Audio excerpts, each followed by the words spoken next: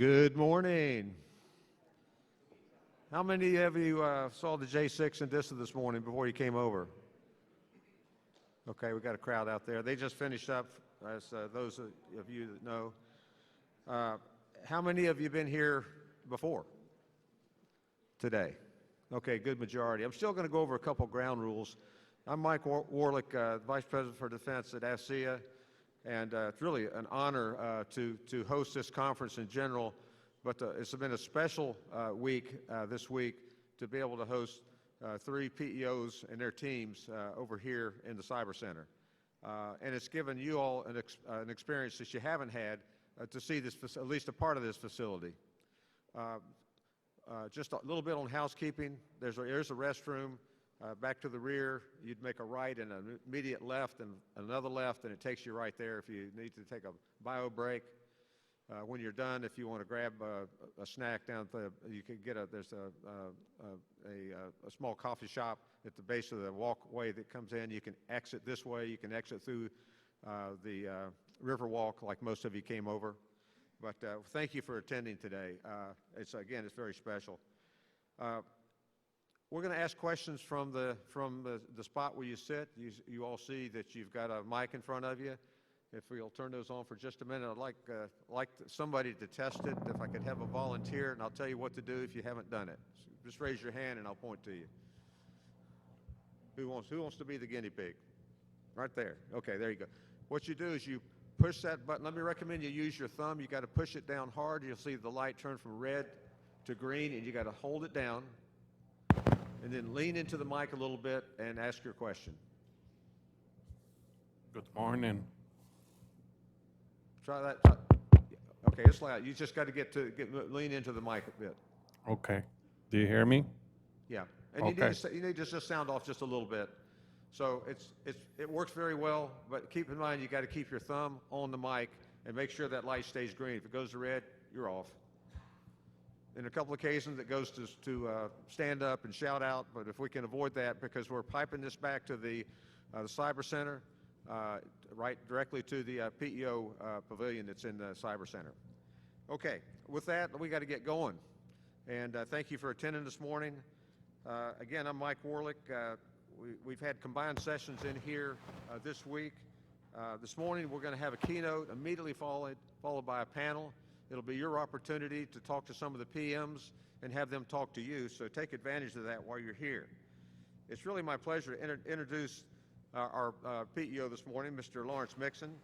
In his current role, Mr. Mixon provides intelligence, technical expertise in assisting the PEO in creating and managing program concepts within Iew&S portfolio to ensure integration, interoperability within the U.S. Army intelligence, acquisition to support full spectrum force.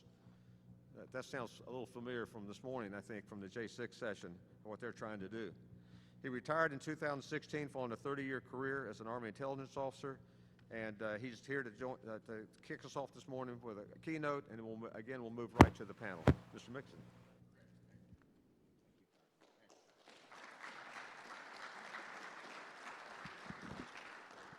Okay, good morning. This is the appetizer. The purpose of the appetizer is just to whet your palate, get you ready for the meal, the main course, which is coming on the panel.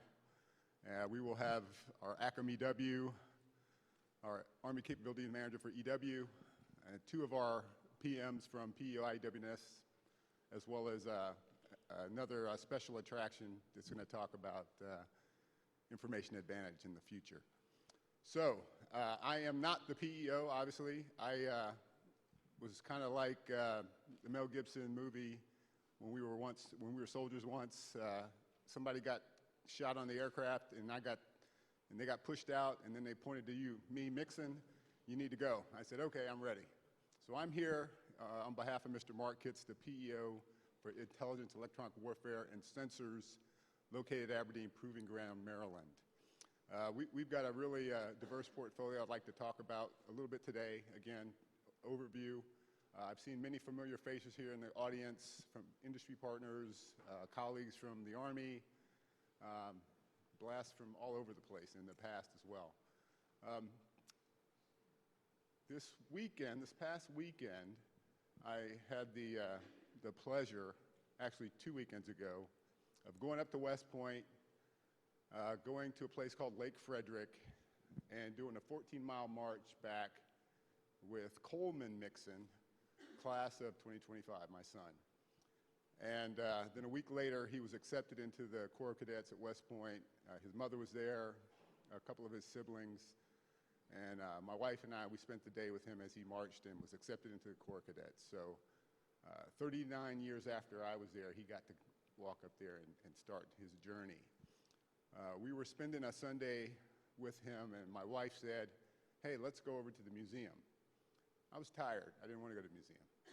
But nevertheless, she went into the museum, and I went into the museum as well. I didn't know where she was, but I started drifting through chronology of warfare there. And an hour and a half later, my wife is calling. She's like, where are you? I was engrossed in lessons I had already learned, but I was relearning and being reacquainted with him. So how many folks know who James Burton is? How about Claude Etienne Minier? Anybody know Minier? If I said mini ball, who would know what I'm talking about? Okay, so Minier, arms developer in France, created this thing in the 1850s called the Minier ball, or Minier round. And contrary to what was previously used, a spherical ball of lead, he created a conical one that was grooved. And it was hollow in the back. And it was perfected later on in the United States by a gentleman, again, James Burton. And he hollowed out the back, and the result was devastating. It was a slower round. It didn't have as much kinetic energy, but unlike the ball used to break bones. The mini ball, or the Minier ball, shattered them. The ball used to go actually into an abdomen and out the back, leaving an exit wound about the same size. The Minier, or the mini ball, went in pretty small, but blew out the back. And so that little bullet change was devastating. The Secretary of War, Jefferson Davis, in 1855, adopted it as standard for the United States Army. And so I don't know if Jefferson Davis knew what he was doing back in 1855 when he did that, but it had an impact on him later on, quite frankly. And it was devastating. But my point to bring that up was this little thing changed warfare. It shifted the advantage from the offense to the defense. It really changed how we use cavalry, how we use artillery. It changed our formations, how we man them. It changed our TTP. And so I give you that long story, and it goes on. You can continue. I walked through all the way through Vietnam and then into my time, and I was almost exhausted, but then my wife called me. So I had to leave. But today, on our portfolio, we're not dealing with mini balls, but we are dealing with capabilities that I think are going to be just as impactful and revolutionary. When we talk about AI, we talk about the next class of sensors that are on the horizon. This is what this portfolio is about. And it is a team sport. It is not just the material developing side. It's not just the requirements folks. It's also our industry partners, academia, and others. And it is a team sport to figure it out, because you might create the Minier ball, but we've all got to work together to figure out how we change our formations, our tactics, and how we do business. Okay, so I'm going to jump into our talk. It's going to be quick so we can get to the main course. Okay, so Iew&S has 7 centrally selected Colonel or GS-15 led project officers or project offices. Aircraft survivability equipment is located in Huntsville, Alabama. They have sensors that protect the aircraft, quite frankly, so that's why they're in our portfolio. PM Intel Sensors and Analytics, formerly known as PM DSIGs. You good? Okay, can't hear me. Okay, I'm sorry about that. You guys probably haven't been able to hear me. PMD-SIGs, formerly was PMD-SIGs, again, focuses on our processing of sensor data through ground stations, as well as the peripheral devices in our intel analysis architecture. Electronic warfare and cyber, again, we've got a new PM, we'll talk about that a little later. They're focused on, again, electronic warfare development, cyber, offensive cyber specifically, and they do a lot of business with folks down here in Georgia. Project manager, precision navigation and timing, again, another key element of our portfolio, largely nested with the Assured PNT Network CFT. And PM terrestrial sensors located at Fort Belvoir, Georgia, largely an OCO offensive, a wartime, other contingency operation funded program, a lot of their projects, but they also have some programs of record that are relevant for the way forward. And then, let's see, what did I forget? Okay, we have product, PM DoD Biometrics. They are the EA for DoD for biometrics development. And they work largely with not just DoD, but some of our national intelligence agencies, as well as FBI, in developing and enabling biometric capability. And let's see, I know I forgot. Lastly, in the middle there, and I'm going to hit it right here, we have product developer tactical exploitation of national capabilities. Every service has a TENCAP, a Tactical Exploitation of National Capabilities Office, and the Army's resides within this portfolio. And we use TENCAP really as an idea engine, kind of our in-house S&T office for developing capability that leverages national sensors and techniques.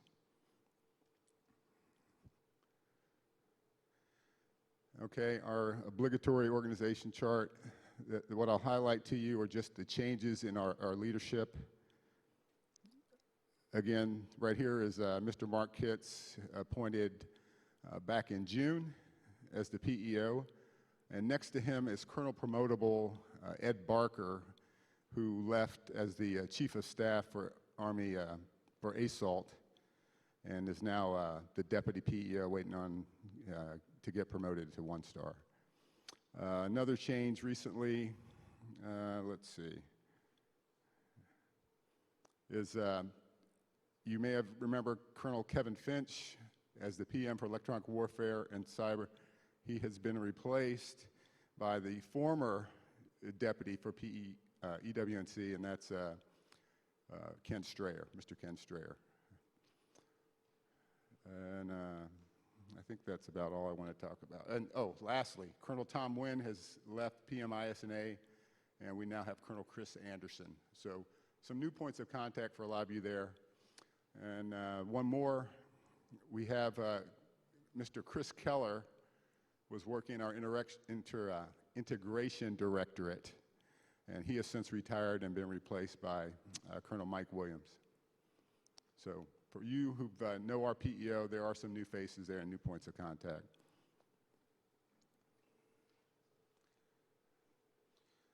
All right.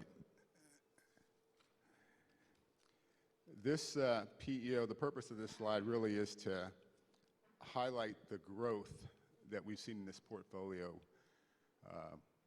between 19 and 20. We really had a 25% increase in our funding between those 2 years.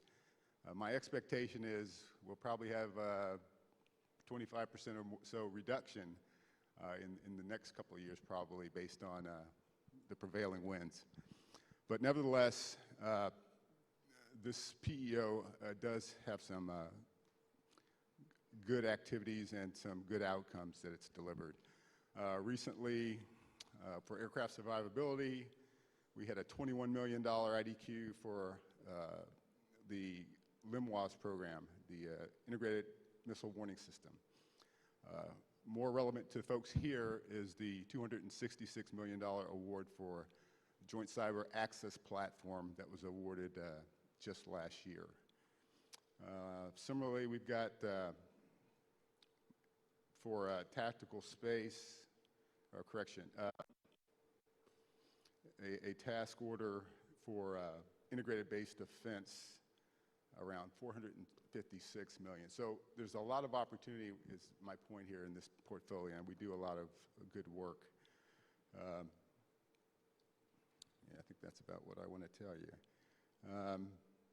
And the most recent thing I'll give you is in May of 2021, we had close to $1 billion contract award to Northrop Grumman, again, for aircraft survivability system, common infrared countermeasures. So again, those are some of the highlights with respect to what our work is done. But if industry's got a sensing capability and it's relevant, we will definitely partner with the Army Futures Command to get it into the, to assess it and get it involved and get it to our requirements community as well. Okay, next slide.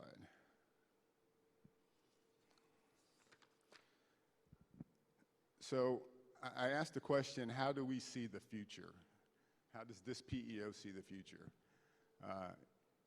It was funny talking to my son as we were doing this ruck march. I asked him about intervisibility lines. If I'd asked him 2 months ago, he would have no idea what I was talking about. But now he does, because he had to do land nav. And just because he could see from point to point, he learned the hard way how difficult it was to get from one point to another, walking through some of the terrain that he had up there. And so when I talked to my 30-year-old self and looked ahead, I could not see what I see today, at least a lot of it. I didn't see Google Earth. When I was in 9th Infantry Division with OV-1D Mohawk imagery and stereoscopes, I did not see the ability to take a phone and get satellite quality imagery on my phone, or to see my van parked at my house whenever I wanted to, okay? But that's what we're gonna deal with, I think, even in the next 15 or 20 years. And so we all have a partnership in that. What we're focused on for this PEO really is the deep sense capability, developing that fully, leveraging AI and using AI to help us understand data. And then we've got this Herculean task of actually moving data to the right place in a timely enough fashion for leaders to make decisions. And that's going to be relevant to this panel discussion coming up. The number one challenge that the Army has in this modernization effort was deep sensing and long-range precision fires, the ability to enable that. This PEO is going to play heavily in that, and we are working with national partners, commercial industry, as well as a number of stakeholders and commands across the Army to develop that. And it is a team sport, because it's more than just a sense. We've got to make sense of what we sense, and then we've got to deliver that in a quick enough fashion to deliver effects. And we're also involved in delivery of effects, because everything's not kinetic. EW has a role, and there's all types of EW that we are trying to develop to enable effects.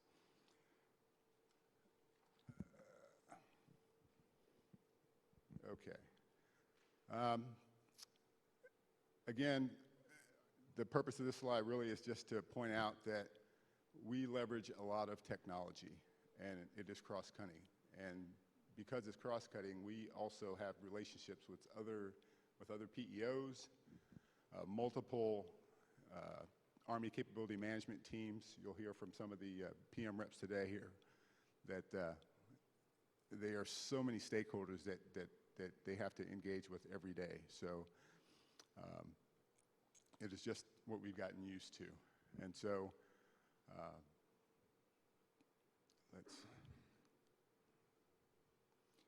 again, the end result, though, is we want to be able to collect and to deliver data and knowledge, quite frankly, where it needs to be in a time enough fashion to support multi-domain operations. And that's really where we're focused. So our shift is away from the coin CT fight, and we are now developing not just the material, but the organizations and the techniques and procedures to support MDO. And the other point that I would make is, just like the whole Minier ball piece, industry partners are going to have a role, quite frankly, in helping us figure out our techniques and procedures. You may ask the question, how do you do that? And how do you help us, how do you help this PEO see the way forward or get through to the next IV line or that location? We've got labs at APG. We have a lab that we specifically run within PEO Iew&S. We sponsor with other folks within DevCom, where industry can come in and actually bring some of their IRAD efforts and sit with our engineers, sit with our soldiers, and talk concepts, talk capability. And your IP is protected, and our conversations are protected. Okay. All right. This slide here really just shows that this PEO touches all 7, 8 Army Futures Command cross-functional teams. You ask, well, you're an Intel and electronic warfare portfolio. What about Intel? Well, we don't have a CFT. We have the ISR task force that was stood up back in 2018. And it has grown a lot of traction, and for all intents and purposes, functions pretty much like a CFT, except it doesn't have a 4-star telling it what to do every day. We've got a 3-star, the Army G2, who pretty much runs herd over the ISR task force.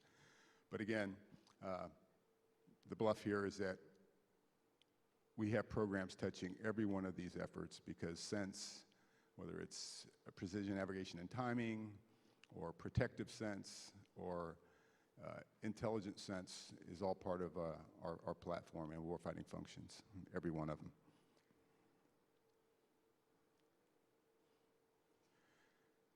Okay.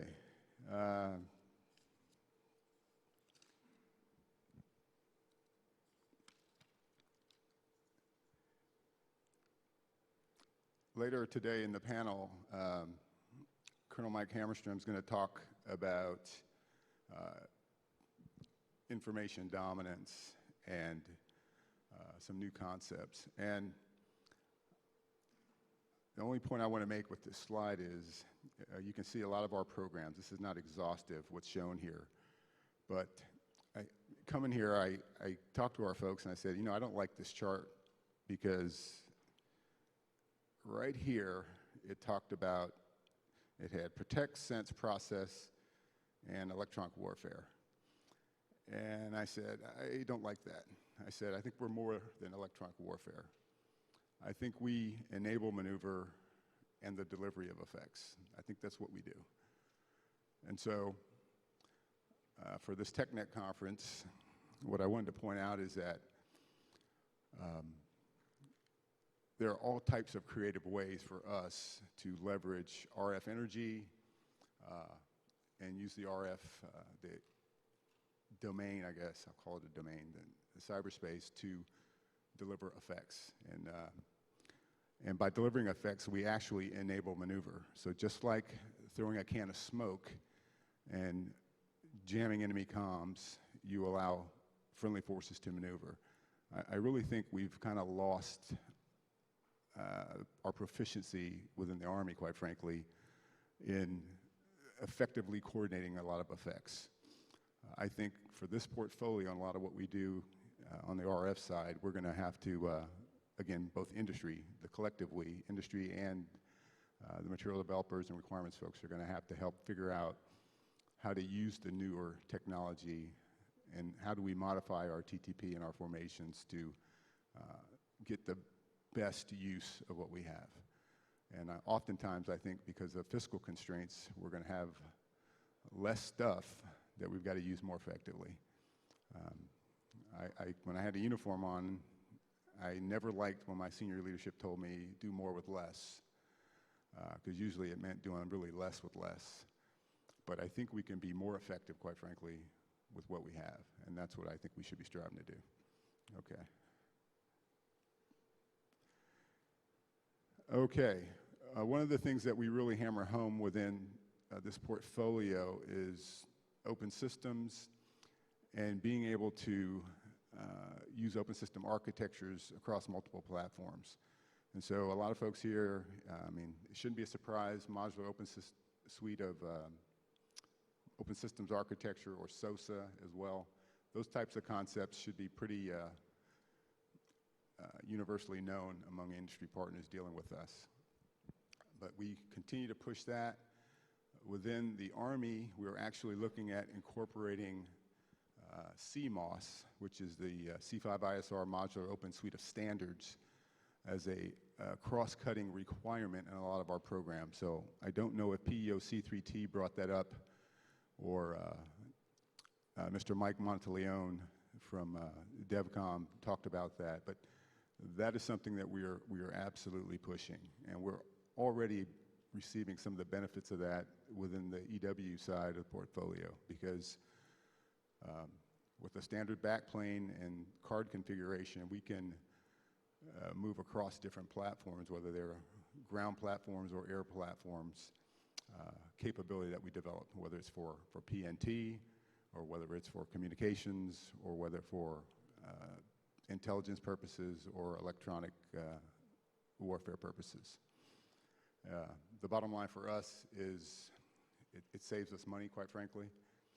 The bottom line, I think, for you, though, is it opens the door for multiple industry partners to get into the game.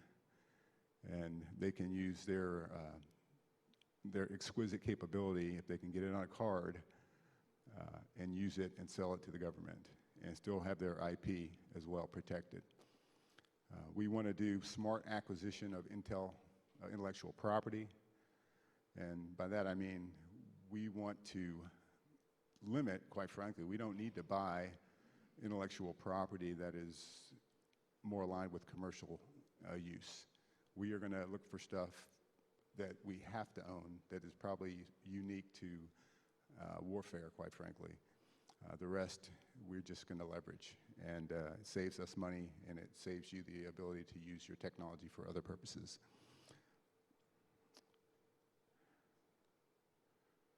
Okay, last slide.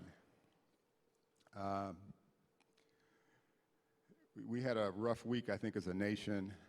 For folks like me who were in Afghanistan more than once, I know I had a lot of mixed emotions.